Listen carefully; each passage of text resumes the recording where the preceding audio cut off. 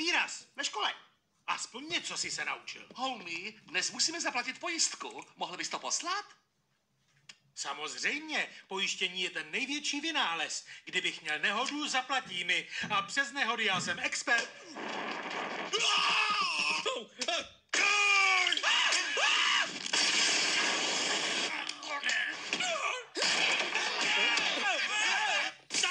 Zlehka.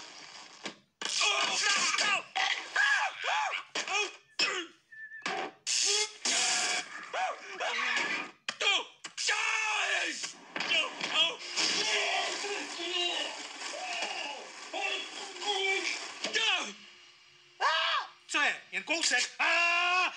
Už dostal!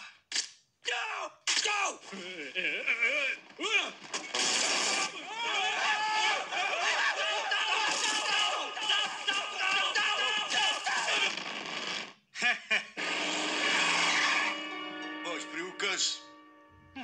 Bude v přihrádce.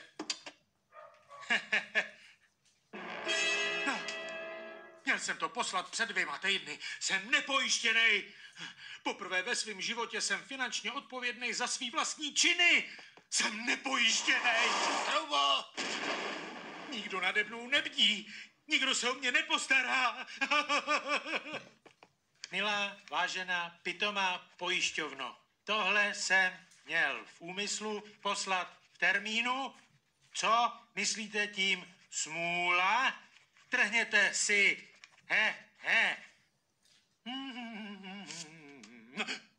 Dcera se vdává, vrátím se ve 3. To nebudu pojištěnej až do 3. Dobrá, do té doby žádný vážný zranění a žádný škody na majetku. Jinak jsem na dně. Opovaž se. Správně. Holmy, co děláš tak brzo doma? Marč, nebudu tě nudit pravdou. Až do 3 se musíme vyvarovat všech zranění a nehod. Jinak musíme všichni do chudobince. Chceš říct zpátky do chudobince? Tak jo, zpátky. A taky se nesmí nikdo zranit na našem pozemku. Nepřeji nikomu, aby se zranil. Já taky ne, ale buďme realisti. Promluvíme se o tom později. Teď mi pomůžeš hostit můj čtenářský kroužek. Kroužek? Není nic nudnějšího a hloupějšího. O, díky. V životě bych neřekla křivého slova o Kletusovi a Brandýně, ale on prý chodí krmit šlichtou prase jiné ženy.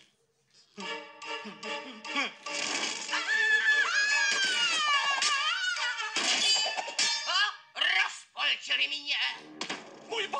Můj bože, jsme plně zodpovědní. Tak jo, musím uhlídat ty nalíznutý čarodějnice ještě 10 vteřin. Van Johnson nesahal ven Teflinovi ani pokotníky. Nůž!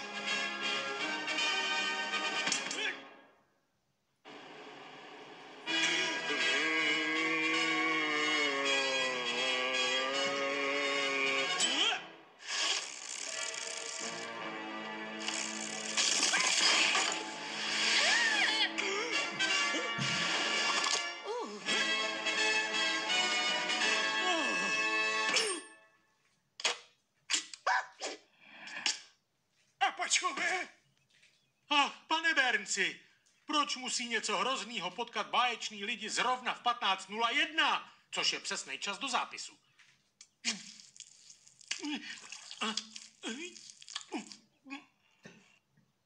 Hele, co děláte o víkendu?